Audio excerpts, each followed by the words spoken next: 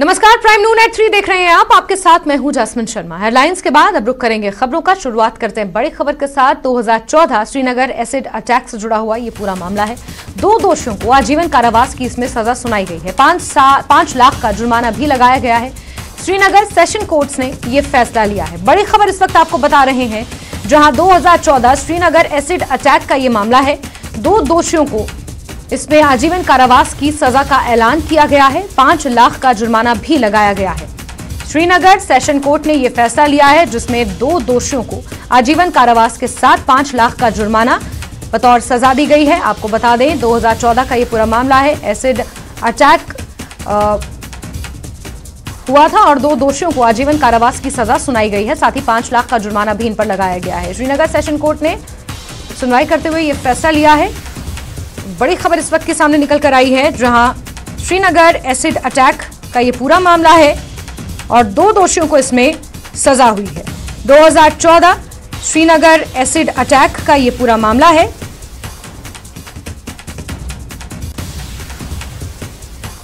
दो 2014 का Srinagar acid attack, आजीवन कारावास की इसमें सजा सुनाई गई है। बड़ी खबर आपको बता रहे हैं, 5 लाख का जुर्माना भी लगाया है।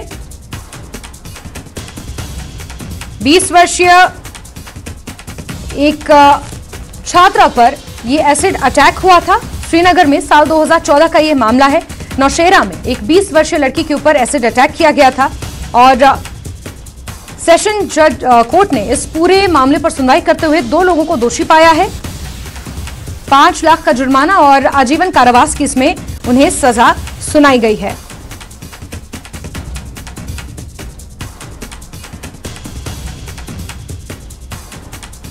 श्रीनगर से बड़ी खबर आपको दे रहे हैं,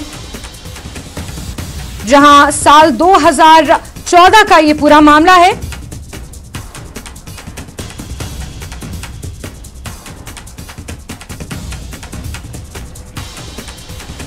कानून की पढ़ाई करने वाली एक छात्रा पर साल 2014 में 2 दोषियों ने एसिड से अटैक किया था और इसी पर सुनवाई करते हुए, इसी मामले पर सुनवाई करते हुए श्रीनगर की अदालत ने इन्हें आजीवन कारावास की सजा सुनाई है। साथ ही 5 लाख का जुर्माना भी इनके ऊपर लगाया है।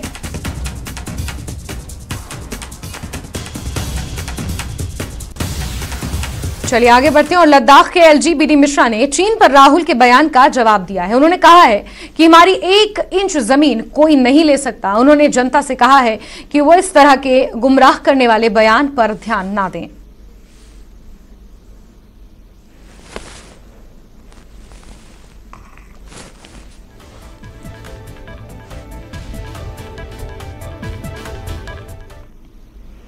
हमारी आर्मी है, हमारा जो रोल है आर्मी का, आर्मी ने भी हमारा रोल यह है कि हम अपने जमीन का 1 स्क्वायर इंच हिस्सा भी दुश्मन को न लेने दें। और हमारा दुश्मन कौन है? पाकिस्तान। 1947-48 में अटैक किया, 1965 में अटैक किया, 1971 में अटैक किया, 1999 में कारगिल में अटैक किया। दुश्मन है। उसी तरीके से चीन भी हमारा दुश्मन है। 1962 में बिना किसी प्रयोजन के हमारे ऊपर अटैक किया। उस वक्त के नेताओं की गलतियां थी, हमारी आर्मी प्रिपेयर नहीं थी, हमको रिवर्सेस हुए। लेकिन अब वो रिपीट नहीं होगा। अब हम इनको ब्लडी नोज देंगे। जब भी ये कहीं भी मिस एडवेंचर करेंगे तो इनको हम ब्लडी नोज देंगे। ये हट नहीं सकते हैं बिना अपना नोज तोड़वाए हुए। तो ये हमारा इरादा है। मैं आप लोगों को बताना चाहता हूं कि भारत का जितना भी हिस्सा है और LAC पर, लाइन ऑफ एक्चुअल कंट्रोल पर, वहां हो सकता है कि हमारे उनके पेट्रोल में, चाइनीज और हमारी पेट्रोल में आमना सामना होता रहे। कभी कभी ये क्लैशेस भी होते रहे हैं, लेकिन हम अपनी 1 इंच जमीन उनको नहीं दे रहे हैं, न देंगे। और इस पर कोई बयान दे कि भारत का ये हिस्सा उसने ले लिया, सब गलत है। ये र्यूमर है और ये मिस नॉर्मल है और ये भड़काने वाली बात। गवर्नर साहब आके हमारे पूरा एक सर्विसमैन को हौसला दिया है और साहब आने पर हमें बहुत खुशी हुआ है, क्योंकि साहब ने इंश्योरेंस दिया है कि सीसी साहब को बता के हमारा जो कुछ डिमांड है एक सर्विसमैन के लिए और वीर नारीज के लिए हर जगह पर जो डिमांड है उसको आगे हमें मिलने की उम्मीद है। साथ साथ यहाँ पर जितना भी जो स्टॉल लगा हुआ है वो पूरा तकरीबन हमारा जो प्रॉब्लम अभी दिन ब दिन प्रॉब्लम शट आउट हो रहा है। बहुत अच्छा लगा यहाँ का बंदोबस्त, जो भी अरेंजमेंट किया हुआ है साहब लोग का, हमारा प्रेसिडेंट साहब ने लेकर, तो काफ़ी अच्छा लगा सर। यहाँ पे आने के बाद हम तो पहली बार ये एक्सपेरिमेंट रैली का पार्टिसिपेट कर रहा हूँ। पहले जो हमारा सीनियर लोग था वो करता था, तो हमें यहाँ पे जो भी फैसिलिटीज़ ने जो मिलने का उम्मीद था वो चीज़ हमें मिलने का फुल उम्मीद है। बहुत खुश हूँ आज कि हमारा जो मेमोरेंडम 2-3 मेमोरेंडम था, गवर्नर साहब के नाम पर भी था और कोर कमांडर के साहब के नाम पर भी था। बहुत अच्छा पुटअप हुआ, बहुत खुश हूँ तुझे से। जम्मू कश्मीर के एलजी मनोज सिन्हा ने आज कुलगाम का दौरा किया। मिनी सचिवालय में उन्होंने अधिकारियों की एक बैठक की अध्यक्षता की। जिले में चल रहे विकास कार्यों, परियोजनाओं और अन्य सरकारी योजनाओं का जायजा भी लिया। एलजी ने विभिन्न सामाजिक और व्यापार संघों के प्रतिनिधि मंडल के साथ साथ स्थानीय निकायों के प्रतिनिधियों से भी मुलाकात की। बहुत अच्छी बात है कि आज हमें एलजी साहब ने हमें आज मिलने का मौका दिया।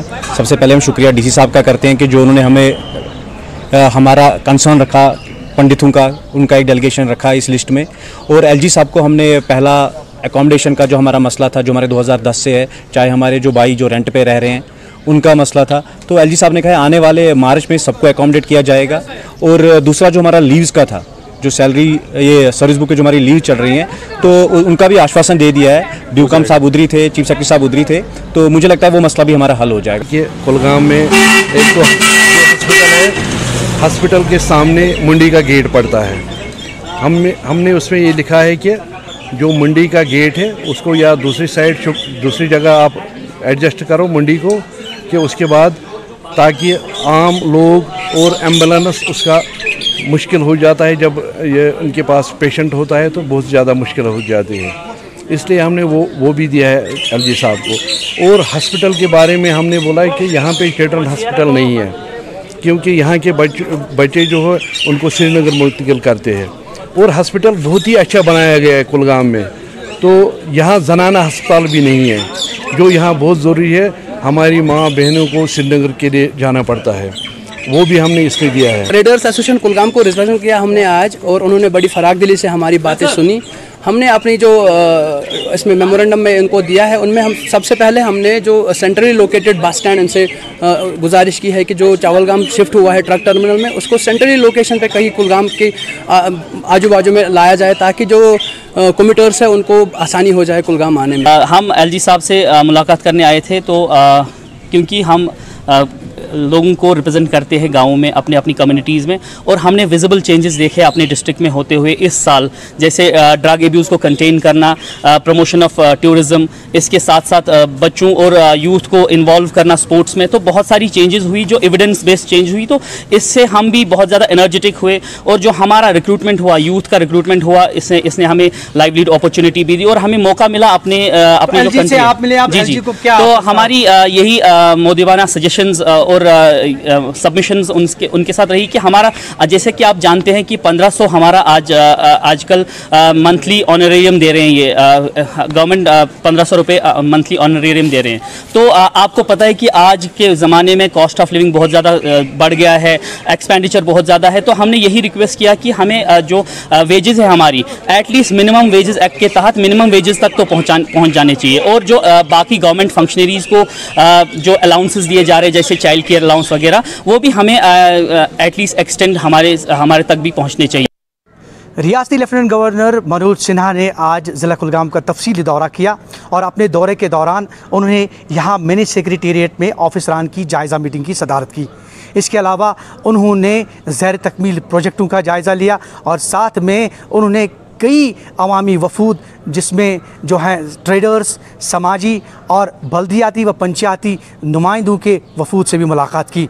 और ख़ासकर जिक्र करना चाहेंगे यहाँ पे उन्होंने कश्मीरी पंडितों के एक वफ़द से भी यहाँ पे मुलाकात की। और कुल मिलाकर आज की जो जायज़ा मीटिंग थी वो अवामी हलकों के मुताबिक सूदमंद साबित हो रही है और उन्हें उम्मीद जाहिर है कि आने वाले वक्त में उनके जितने भी काम हैं वो जल्द मुकम्मल होंगे। ज़हूर रिजवी, न्यूज़ 18 नेटवर्क, कुलगाम। चलिए आगे बढ़ते हैं और जम्मू पठानकोट राष्ट्रीय राजमार्ग पर सांबा के सरूर इलाके में हाईवे पर नेशनल हाईवे अथॉरिटी द्वारा लगाया गया टोल प्लाजा कल से प्रदर्शन के बाद बंद था। रात के समय प्रशासन द्वारा इलाके में धारा 144 लागू कर सभी प्रदर्शनकारियों को हिरासत में ले लिया गया था, जिसके बाद आज करीब 12 बजे प्रशासन की देखरेख में टोल प्लाजा को शुरू कर दिया गया और आने जाने वालों से टोल लिया जा रहा है।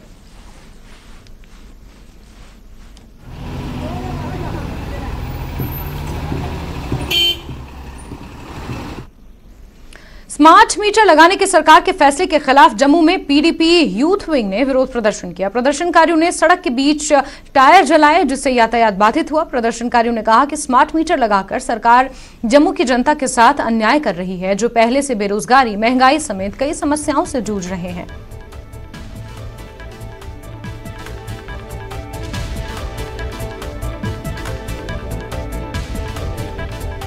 स्मार्ट मीटर ने यहाँ के जो गरीब लोग हैं, ये इन लोगों की पेंशन 1000 रुपए महीना आती थी, वो भी बंद हो गया। 6-7 महीने से ये लोगों के घर में मांग कर अपना गुजारा चला रहे हैं। आज जो प्रोटेस्ट है स्मार्ट मीटर के खिलाफ है, ना हम इसको प्रीपेड होने देंगे और ना ही हम यहाँ पे स्मार्ट, क्योंकि यहाँ की बिजली, यहाँ के प्रोजेक्ट हैं, जम्मू में बिजली पैदा होती है और ये बेचते बाहर हैं। जम्मू के प्रोजेक्ट आप लोग वापस दे दो, हम अपने हिसाब से चला लेंगे। आप लोग चुनाव क्यों नहीं करवा रहे? अगर आप में दम है तो चुनाव कराओ। तो इन लोगों का कहना है ये खाना खाएंगे या बिजली का बिल भरेंगे, और बिजली का बिल ये नहीं चुका पाएंगे, क्योंकि जिस तरह से इनका कहना है कि लोगों के कई ज्यादा बिल आए हैं पिछले दिनों में, उससे इनके मन में खौफ और डर है।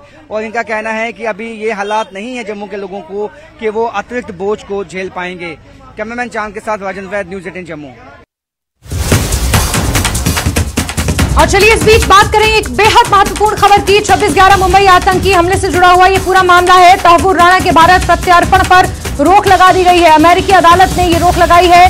बाइडेन प्रशासन की अपील को खारिज करते हुए ये रोक लगा दी गई है। आपको इस वक्त की बेहद अहम खबर दे रहे हैं। 26/11 मुंबई हमले का मास्टरमाइंड तहव्वुर राणा के भारत प्रत्यार्पण पर रोक लगा दी गई है। अमेरिकी अदालत ने ये रोक लगाई है। इस वक्त की अहम खबर आपको बता रहे हैं। तहव्वुर राणा के भारत प्रत्यार्पण पर रोक लगा दी गई है। अमेरिकी अदालत ने यह रोक लगाई है।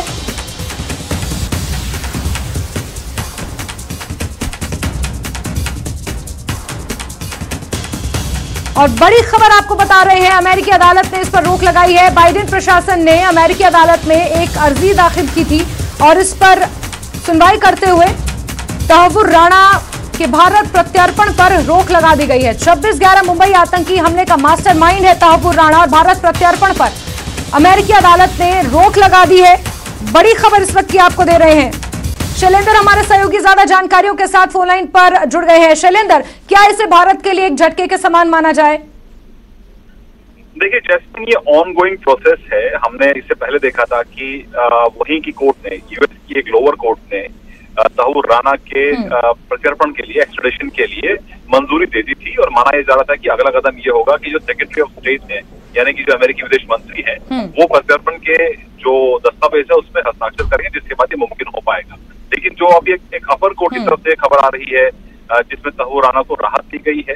हालांकि आपको बता दें कि इस पूरे मामले की जो जांच है वो आज भी एनआईए कर रही है और इस पूरे केस को लगातार फॉलो किया जा रहा है, सबूत रखे जा रहे हैं इस मामले को लेकर कि किस तरह से तहव्वुर राणा जो है वो मुलव्विस रह चुका है 26/11 मुंबई हमलों में। ये एक इम्पेडिमेंट हो सकता है, रुकावट हो सकता है, लेकिन ये यहाँ पे कहानी खत्म नहीं होती है। जाहिर तौर पर इसके बाद भारत जो है वो जो सही रास्ता है वो अपनाएगा और लगातार इस पर कोशिश की जा रही है कि एनआईए जो है वो तमाम सबूत जो है उन विदेशी कोर्ट में रखे। हालांकि ये जो प्रत्यार्पण का मामला होता है ये सीबीआई इसमें नोडल एजेंसी रहती है जो इस तरह के कदम उठाती है।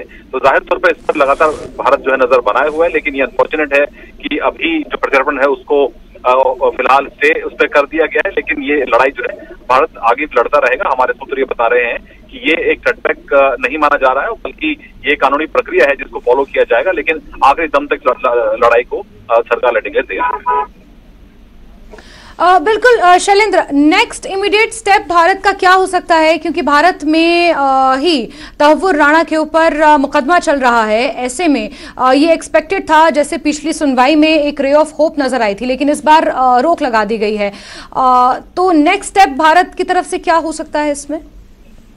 देखिए, इसमें लगातार भारत की तरफ से जो डॉजियर तैयार किए गए थे, जो तमाम सबूत है 26/11 मुंबई हमलों को लेकर, और डेविड कोलमैन हेडली के साथ साथ तहव्वुर राणा के बारे में भी तमाम सबूत हैं, वो तमाम सरकारों के साथ शेयर किए जा चुके हैं।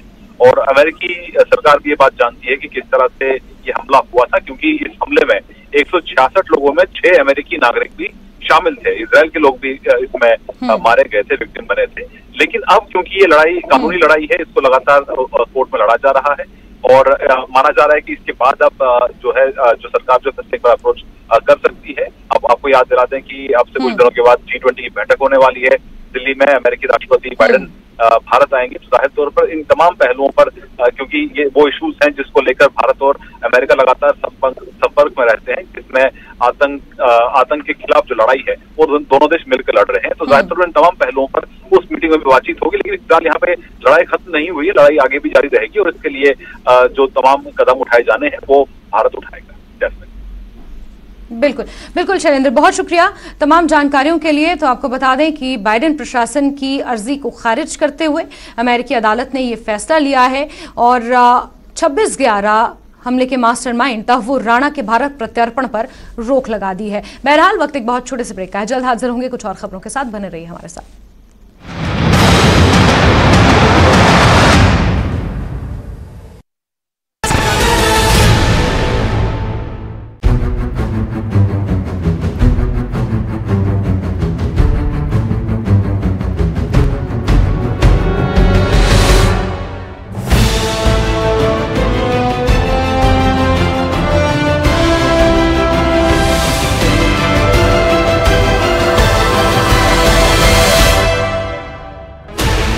Sixteen channels, 15 languages, 26 states, 1200 plus reporters, 66.9 crore viewers. India नगर में press conference.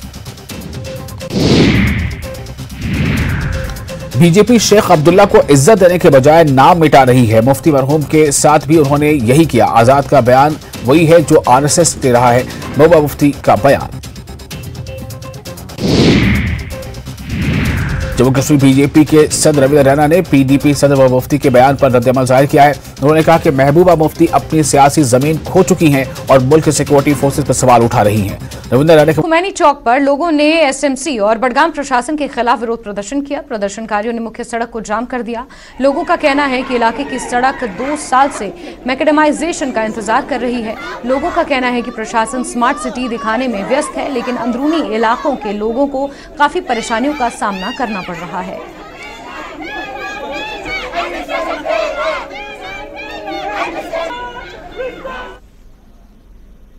Costco T10 day night tournament के 5वें संस्करण का उद्घाटन उपायुक्त डोडा ने वरिष्ठ पुलिस अधीक्षक डोडा के साथ स्पोर्ट्स स्टेडियम डोडा में किया। यह टूर्नामेंट चुनाव एजुकेशनल एंड चैरिटेबल ट्रस्ट डोडा के सहयोग से चुनाव कल्चरल एंड स्पोर्ट्स क्लब द्वारा समाज कल्याण विभाग डोडा के सहयोग से आयोजित किया गया। टूर्नामेंट का उद्देश्य खेल भावना को बढ़ावा देना और युवा प्रतिभाओं को क्रिकेट के खेल में अपनी प्रतिभा दिखाने के लिए मंच प्रदान करना है।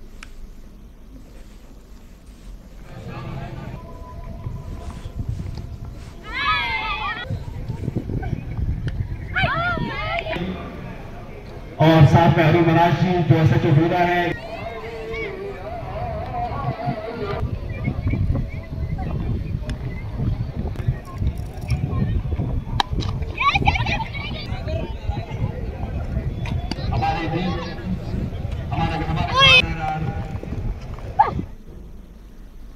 और हिल काउंसिल चुनाव चिन्ह मुद्दे पर नेशनल कॉन्फ्रेंस के नेताओं ने प्रेस कॉन्फ्रेंस की। कारगिल में इन नेताओं ने कहा कि लद्दाख प्रशासन ने नेशनल कॉन्फ्रेंस के चुनाव चिन्ह को अनुमति देने से इनकार कर दिया है, जो पूरी तरह से अनुचित है। उन्होंने कहा कि वो इसके खिलाफ आवाज उठाएंगे। इस संबंध में पार्टी के वरिष्ठ नेताओं ने कहा कि कोर्ट के आदेशों की भी अवमानना की जा रही है। आप सबको इस शॉर्ट नोटिस पे बुलाने का एक ही मकसद है हमारा। जैसे कि आप सभी को मालूम है, Jammu Kashmir national conference Kargil unit अपने सिंबल के मसले को लेकर कोई ऐसा दरवाज़ा नहीं बचा है जहां पर हम गए ना हो।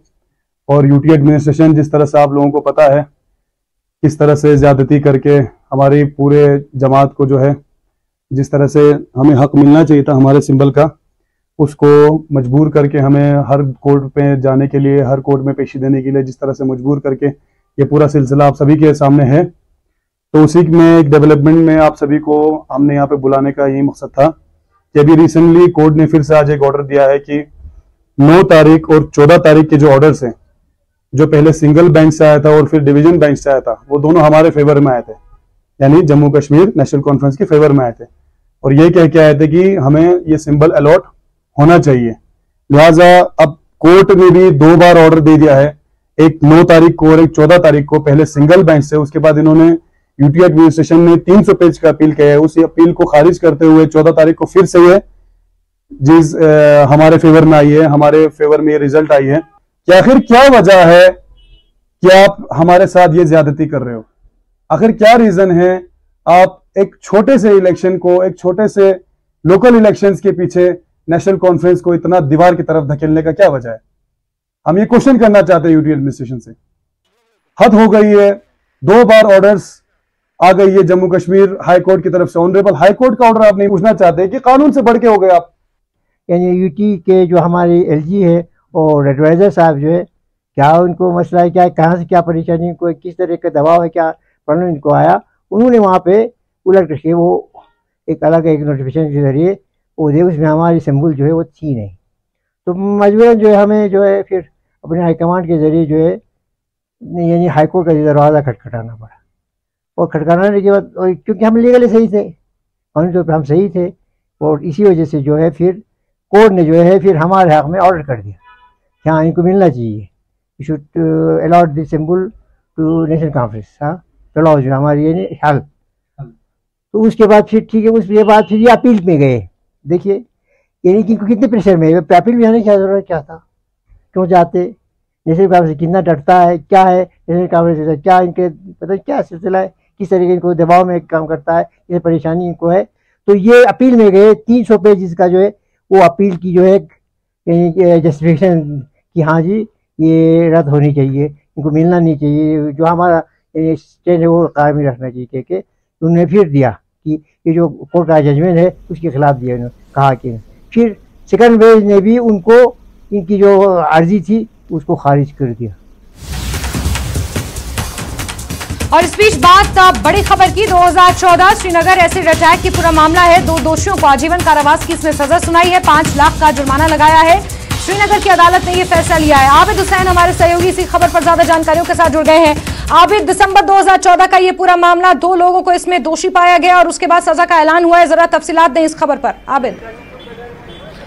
बिल्कुल जस्मिन, हम अभी कोर्ट के बाहर है, जो श्रीनगर का लोअर कोर्ट है, वहां पर हम मौजूद है। यहाँ पर अभी कुछ देर पहले जो है वो जो प्रिजन इम्प्रिजनमेंट है, लाइफ इम्प्रिजनमेंट, उसका ऐलान हुआ है, क्योंकि कोर्ट ने फ्राइडे के दिन अनाउंसमेंट ऑफ सेंटेंस उसको रिजर्व रखा था, लेकिन आज ऐलान किया गया है। हमने हालांकि जो विक्टिम है उससे भी बात की, जो वकील है उससे भी बात की, उन्होंने खुशी का इजहार किया है, उन्होंने सेटिस्फेक्शन का इजहार किया है, क्योंकि वो लोग इसीलिए लड़ रहे थे कि दोनों जो मुलजिमीन हैं उनको मैक्सिमम सजा मिले। और आखिरकार आज, क्योंकि दिसंबर 2014 में ये मामला पेश आया था श्रीनगर के नौशहरा में, जब एक लॉ स्टूडेंट उस पर एसिड से अटैक किया गया था। उसके बाद जो मुलजिमीन है, हालांकि ये 9 साल तक ये केस चलता रहा, इस दौरान जो है जो मुलजिमीन है उन्होंने हालांकि जो सबूत है इस केस के वो भी मिटाने की कोशिश की थी, लेकिन पुलिस ने कार्रवाई की, पुलिस ने इस केस को अच्छे से क्रैक किया, इसको केस की अच्छे से जो है तफ्तीश की। उसके बाद दोनों मुलजिमीन के खिलाफ जो सबूत है वो इकट्ठे किए गए और आज फाइनली जो ये बेटी है कश्मीर की उसको इंसाफ मिला है।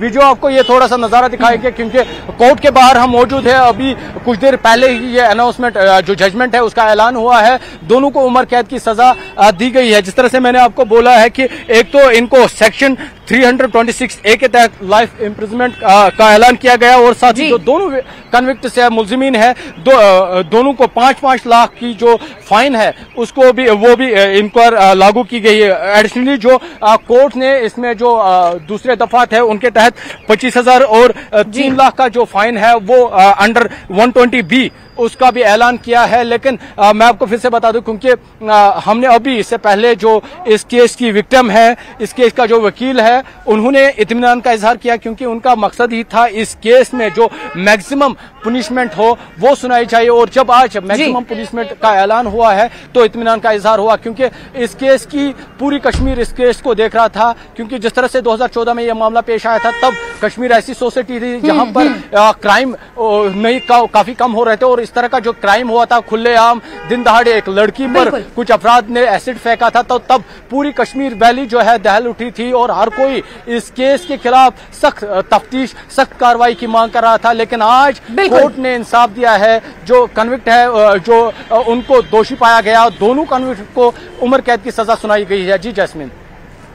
बिल्कुल आबिद, और यहाँ पर जिस तरीके से इस केस की सुनवाई हुई और फिर सख्त सजा का ऐलान यहाँ पर हुआ है, यहाँ कोर्ट से एक कड़ा संदेश निकल कर जाता है ताकि आगे आने वाले समय में इस तरीके के अपराध घाटी में ना हो। आबिद, बहुत शुक्रिया तमाम अपडेट्स के लिए, तमाम जानकारियों के लिए। तो आपको बता दें कि कोर्ट ने ये फैसला सुनाया है और साल 2014 एसिड अटैक का ये पूरा मामला है जहां 2 दोषियों को दोषी पाते हुए आजीवन कारावास की सजा सुनाई है, 5 लाख का उनके ऊपर जुर्माना लगाया है।